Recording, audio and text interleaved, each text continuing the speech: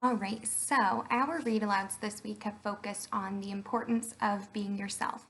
And we've talked a lot about how the characters are feeling in each story, the choices that they're making in each story, and the lessons that they learned, and the lessons that we as readers can learn after reading the story. So the title of today's story is Ruby the Copycat. And we know a copycat is someone who keeps copying what others are doing. The main character, Ruby, is new to the school, and she copies everything a girl named Angela in her class does. So before we read the story, I want you to think of a time when someone was copying you. I know at school sometimes we have challenges with this. And I want you to think about how that makes you feel or made you feel. And use that to make a prediction. How do you think Angela will feel about it? What do you think she will do? Or how do you think she will respond? And as we read, I want you to pay close attention to the illustrations, and specifically to Angela's face and her body language, or the way that she is showing how she's feeling. And then when we're done reading, we'll talk about how she responded and how you would respond if you were in her situation. I hope you enjoyed the book. I'll see you in a minute. Ruby the Copycat by Peggy Rathman. Monday was Ruby's first day in Miss Hart's class. Class, this is Ruby, announced Miss Hart. Ruby, you may use the empty desk behind Angela. Angela is the girl with the pretty red bow in her hair. Angela smiled at Ruby. Ruby smiled at Angela's bow and tiptoed to her seat. I hope everyone had a pleasant weekend, said Miss Hart. Does anyone have anything to share? I was the flower girl at my sister's wedding, said Angela. That's exciting, said Miss Hart. Ruby raised her hand. Halfway. I was the flower girl at my sister's wedding, too. What a coincidence, said Miss Hart. Angela turned and smiled at Ruby. Ruby smiled at the top of Angela's head. Class, please take out your reading books, said Miss Hart.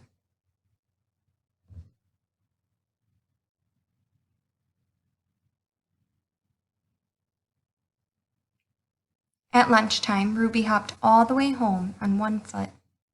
When Ruby came back to school, she was wearing a red bow in her hair. She slid into her seat behind Angela. I like your bow, whispered Angela. I like yours too, whispered Ruby. Class, please take out your math books, said Miss Hart. On Tuesday morning, Angela wore a sweater with daisies on it. At lunchtime, Ruby hopped home sideways. When Ruby came back to school after lunch, she was wearing a sweater with daisies on it. I like your sweater, whispered Angela. I like yours too, whispered Ruby.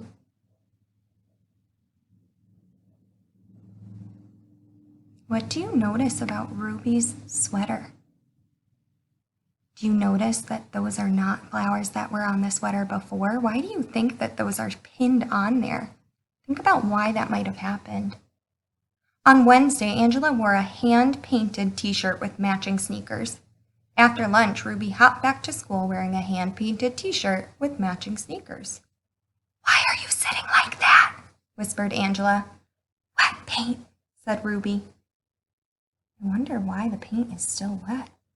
On Thursday morning, during sharing time, Angela modeled the flower girl dress she wore at her sister's wedding. Ruby modeled her flower girl dress too, right after lunch. Angela didn't whisper anything. I wonder why she's not talking to her right now. By coincidence, on Friday morning, both girls wore red and lavender striped dresses. At lunchtime, Angela raced home. When Angela came back to school, she was wearing black. Why do you think she changed? Looking at the illustrations, pay close attention to their faces. Notice how Angela's face looks. Does she look happy? Does she look sad? Does she look frustrated? On Friday morning, Miss Hart asked everyone to write a short poem. Who would like to read first? Asked Miss Hart. Angela raised her hand. She stood by her desk and read, I had a cat I could not see, because it stayed in back of me. It was a very loyal pet. It's sad we never really met." "That was very good," said Miss Hart. "Now who's next?" Miss Hart looked around the room. "Ruby?"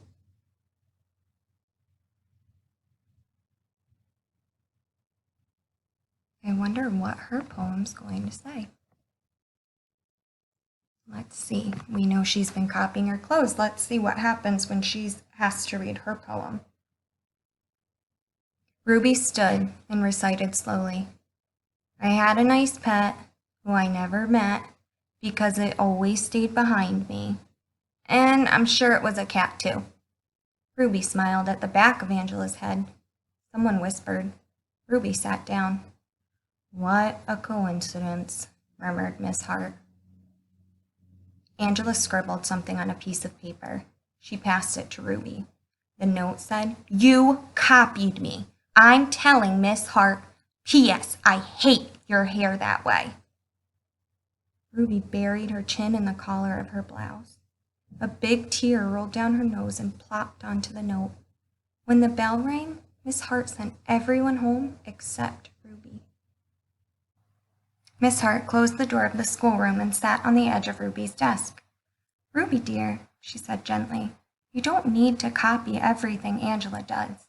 You can be anything you want to be, but be Ruby first. I like Ruby." Miss Hart smiled at Ruby. Ruby smiled at Miss Hart's beautiful, polished fingernails. "Have a nice weekend," said Miss Hart. "Have a nice weekend," said Ruby. On Monday morning, Miss Hart said, "I hope everyone had a pleasant weekend." "I did. I went to the opera." Miss Hart looked around the room. "Does anyone have something to share?" Ruby waved her hand. Glued to every finger was a pink plastic fingernail, just like Miss Hart. "I went to the opera too," said Ruby. "She did not," whispered Angela. Miss Hart folded her hands and looked very serious. "Ruby, dear," Miss Hart said gently, "did you do anything else this weekend?" Ruby peeled off a fingernail. "I hopped," said Ruby. The class giggled. Ruby's ears turned red. "But I did. I hopped around the picnic table 10 times. Ruby looked around the room. "Watch."